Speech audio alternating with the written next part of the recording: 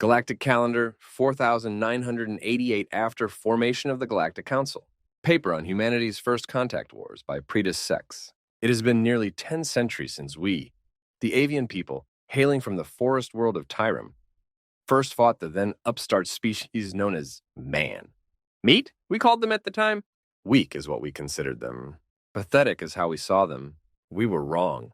The humans, as this race of man called themselves, appeared from a sector in the galaxy we had barely even explored. The last surveys done some 10 millennia ago, just before solar storms and gravity vortices made the entire sector deemed uninhabitable. Our forebears believed that to be the case. They called it the dark sector. Our forebears believed wrong. We believed wrong. I was a young Tyrum soldier at the time, barely into adulthood, at 150 years of age. I was full of zeal, patriotic fervor burning through my veins, and rallied to the call to arms when news spread of this new species that had entered the galactic stage, a species that spoke languages which none of the established council races could understand, a species that originated from within the dark sector. They spread like a disease. On every world they colonized, their numbers swelled rapidly until, just a few decades later, members of those colonies joined in on the next push to colonize more planets. According to humanity, it took them only 5 short centuries to colonize the entire sector. Of course, we would much later discover that their sense of time differed greatly from ours. What they considered to be a year equated to roughly 2 years for us. That still meant that in our years, they spent just a millennium colonizing an area just over half that of Tyrumian space. That is just over half of our average expected lifespan. It took us generations upon generations to conquer the territory my people now possess. How I wish I was more knowledgeable when I first held a civil conversation with a human. They were just so different, so indescribable that words alone simply cannot describe it. I am getting ahead of myself here. Curse my enhanced age. I was a fresh Tyrum soldier then, young, stupid, prideful, arrogant. Why wouldn't I have been? I was a member of the galaxy's finest military, wielding the most modern weapons developed in our realm, having received the best training that can be given in a controlled environment, as the galactic rules of warfare dictated. I and many of my now-deceased friends did not believe that there was any power out there that could face us and hope to win. Now that I am far older, far more knowledgeable, and greatly humbled by the experiences and events I lived through in those 5 short years of war with the humans, and the decades of war that followed. Now, in my advanced age, I find that the cause of it all was just as stupid as I was back then. It all began shortly after the first contact between our sworn enemies, the Tunpins, a carnivorous species hailing from the first-class hellworld, Tunpinkus, and a human mining flotilla encountered one another in a mineral-rich asteroid field just inside the border of the dark sector. The Tunpin delegation welcomed the humans with open arms, quite literally. All 6 arms were spread out in welcome, if the recording of their first official meeting was anything to go by. At first, relations were cordial, with the usual treatises were signed as per Act 5, Section 3, Subsection 906, as dictated by the Galactic Council. But then came the encroachments. Humanity began colonizing planets that my people had long ago laid claim to. Our people were furious. Citing Section 9 of the Galactic Agreement, the part that a species may enter open conflict with an invading species if the invaders are actively colonizing within your territory. I wasn't a participant of the first battle, but reports only increased our morale when it was said that we mowed down the humans in their droves. The few that resisted put up a decent fight. But against hordes of mechs and our highly trained and disciplined troops, our losses were insignificant to the numbers we slew. It wasn't until the 5th planet that everything changed. A quarter year since the first battle. It was here that, what was that human saying again? Oh, right, it was here that shit hit the fan and everything changed. Whilst landing our forces, we were suddenly beset upon by human aircraft that tore gaping holes into the hulls of our transports and destroyed our thrusters with their weapons. I was fortunately already deployed on the ground, marching against what appeared to be a star-shaped compound. Upon reaching the open ground surrounding the strange structure, our aircraft battling it out with theirs far above our heads, the first true battle between us and the humans began, and it was a massacre.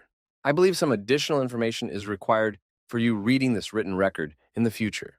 For all members of the Galactic Council at the time, war was always fought in controlled environments, so as to preserve as much of a planet's arable and livable environment for immediate use afterwards, as well as any exotic ecosystem that may exist there. Armies always fought in wide, predetermined formations, and ended when one side determined that the casualty number were too great, or a section of the formation broke under the pressure and fled. So used to this tradition were we that we expected the humans to do the same. The humans, on the other hand, had rules of war that their soldiers followed as well. But those same rules also were contradictory to everything we knew about warfare. Whilst forming up into battle formation, we were beset upon by their artillery, their shells bursting above our heads, shrapnel shredding through our ranks, particularly those in front of the explosions, our unarmored backs proving to be a massive weakness, whilst I witnessed a small splinter of jagged shrapnel bounce harmlessly of my armored chest. Chaos erupted as some commanders ordered a retreat, whilst others ordered an all-out attack. I was one of the fortunate ones who had an experienced commander who gave the order for an ordered retreat, keeping our armored front facing the human fortress. But the event stung. The first defeat of our people in centuries, the first of many more to come. High Command ordered us off the planet when a human war fleet arrived to battle it out with our fleet. 4 massive dreadnoughts and an uncountable number of cruisers and frigates battled it out with our ships, whilst their starfighters swarmed our fleet. We knew that we had no choice but to cut our losses and retreat. But it didn't stop there. All across the border, human fleets of similar complements began attacking and defeating our forces in rapid succession, their tactics simply too foreign to us to comprehend. The humans were rather fond of something called blitzkrieg, and we had no counter to it. They cut through our formations with relative ease. Their heavily armored vehicles, these tanks, destroying our mechs even as they sped over rough terrain. The forces that followed rapidly pushing through the hole their tanks created, before separating and attacking our units in the rear, or piercing through to our command posts. Our saving grace was when we fortified ourselves within our civilian centers. Something we realized very early on was something the humans were hesitant to attack. We believed that it was due to them recognizing the superior defenses we had constructed. We were partially correct. Eventually, they did attack our defenses, but only after we had evacuated most of, if not all of the civilian population. It never occurred to us that this was the reason why they didn't attack. I never thought that I would live to witness the day when I would come to curse the very equipment we were issued.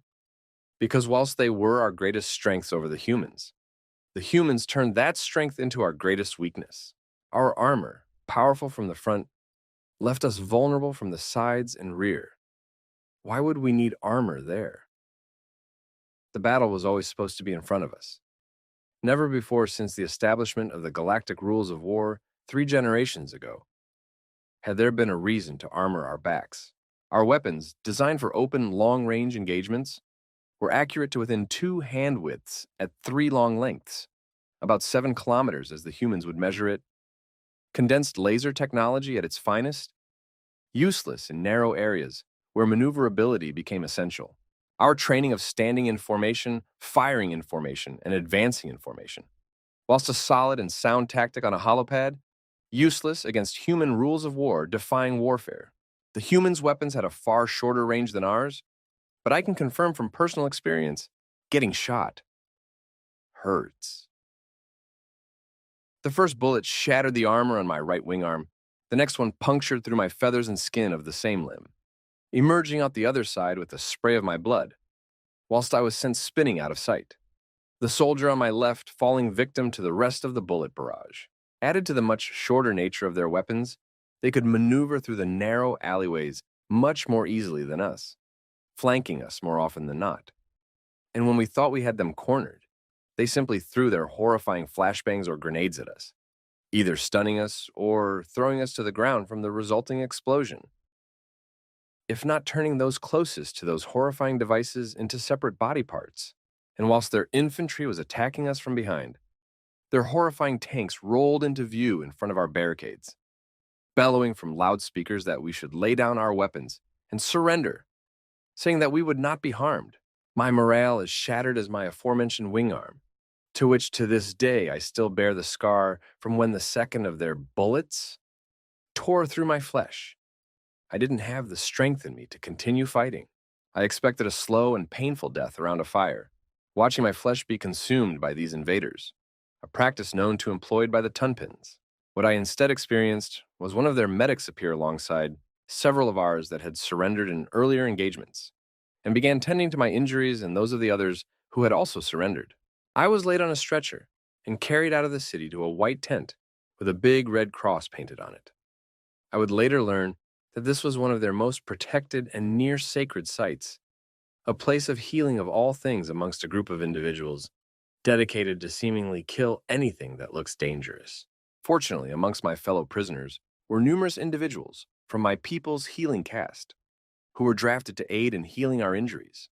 When asked why, the primary answer was, "We humans don't have a second pair of arms connected to massive foldable wings.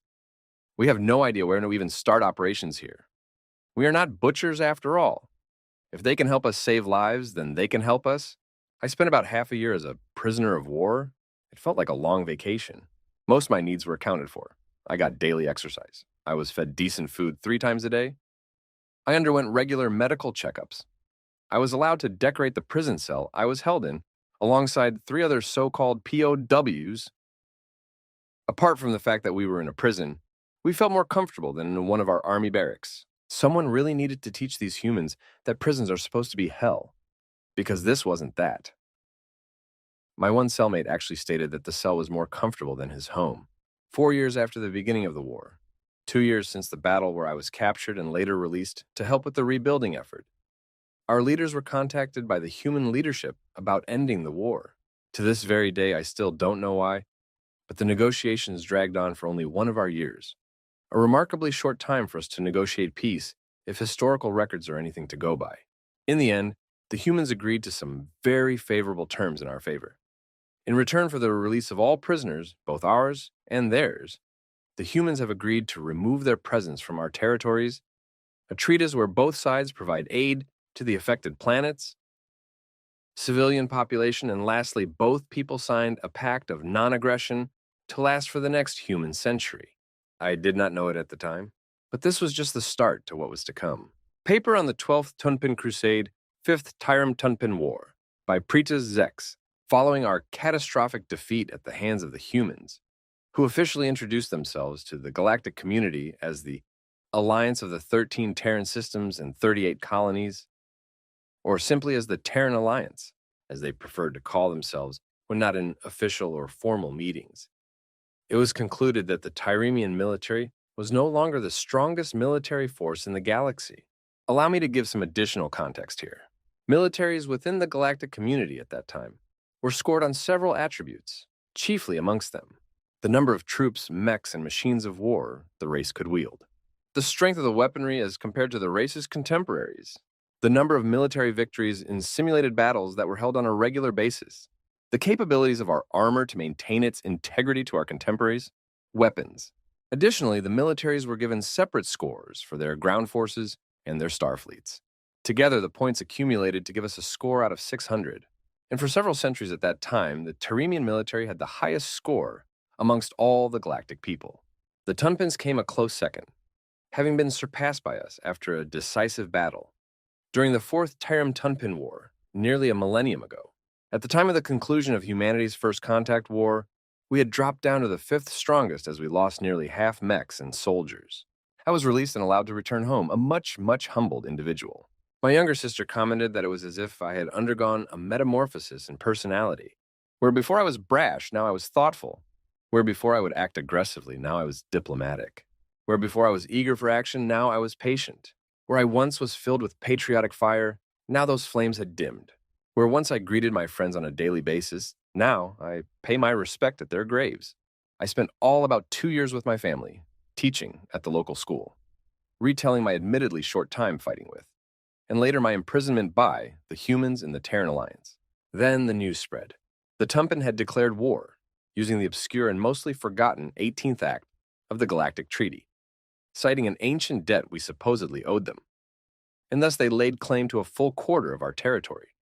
Of course, there was no evidence to support their claim, but since there was nothing preventing the Tunpin from engaging in martial actions, Whilst an investigation is ongoing, as per Act 18, Section 2 of the same treaty, everyone knew what was going to happen.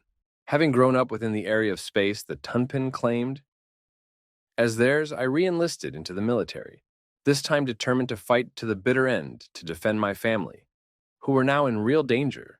For unlike the humans, the Tunpin knew not what mercy was, or what a prisoner was. But unlike with the humans, we showed the galaxy that although we were no longer the strongest military, we were still a formidable foe for anyone, as the Tunpin discovered when we defeated their initial incursions. But alas, their superior numbers eventually wore us down, and we had to fall back, only to repeat this at the next system. Repeatedly, we beseeched the Galactic Council and the galactic community for aid.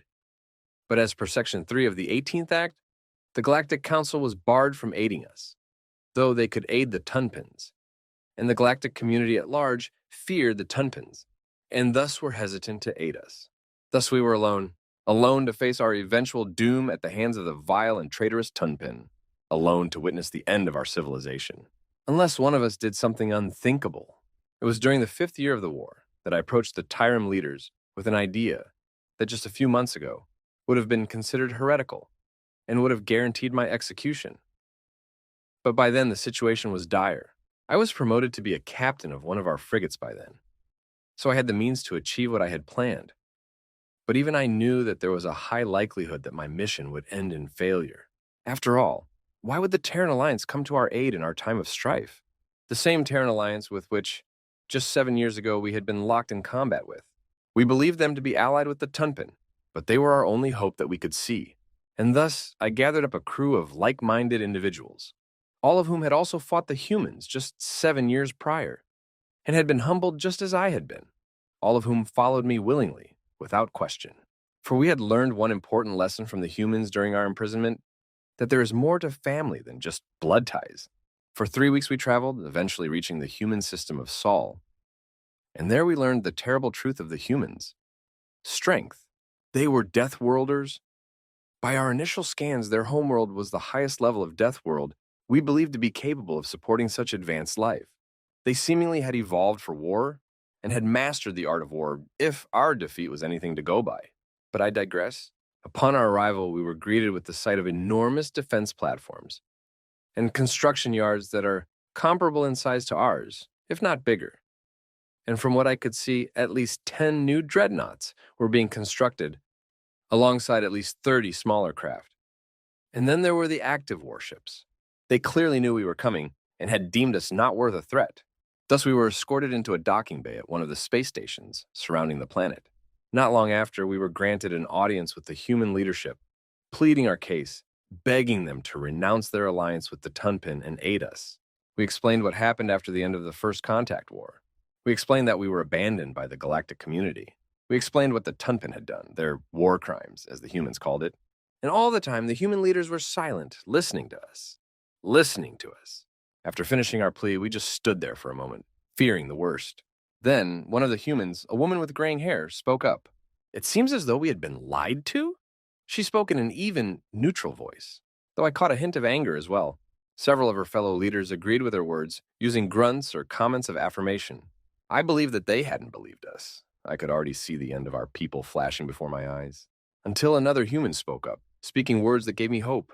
Indeed, this proves that those lying Tunpin fed us lies and used us for their own greed and benefit. I turned towards the old man, hope shining in my eyes.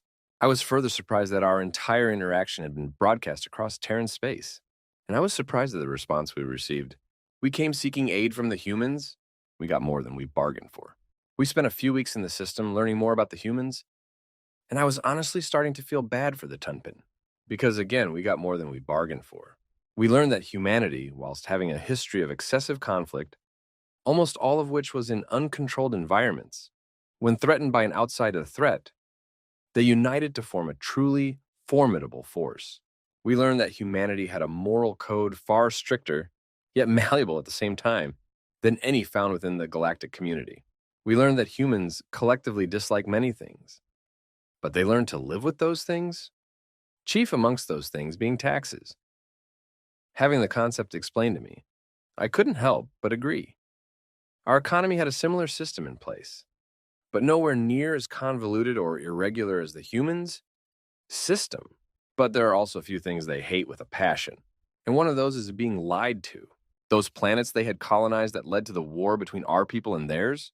Turns out, the Tumpan had told them that those planets and several systems nearby to them were unclaimed and outside of the galactic community's influence.